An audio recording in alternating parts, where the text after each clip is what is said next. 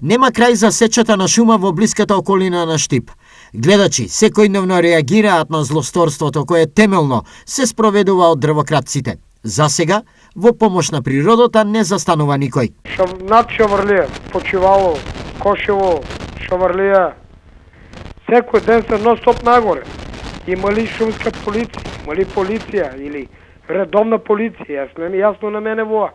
Секој ден се нагоре, секој ден се макне дрва. Чурлино, долни Чурлин, горе, останаа се со хектари, лојза останаа се, не се обработуваат, приведејќи се сејсиче, на неколку пати ќе се испотепаме таму, никој ништо мерка не презима. Чекајте ве.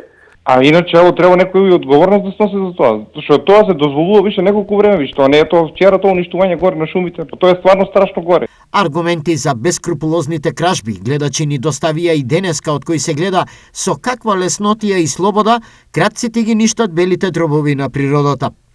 Што за ова велат од шумската полиција? Контроли на терен се вршат редовно и се преземаат сите мерки за намалување на дивата сеча на шуми. Сепак на терен се соочуваме со организирани групи, а нам ни недостига стручен кадар, пред се шумски чувари, возила и инспектори. Во државата има 14 шумски инспектори, како и 6 возила за на терен, а тие се далеку од доволни за да се следи целата територија.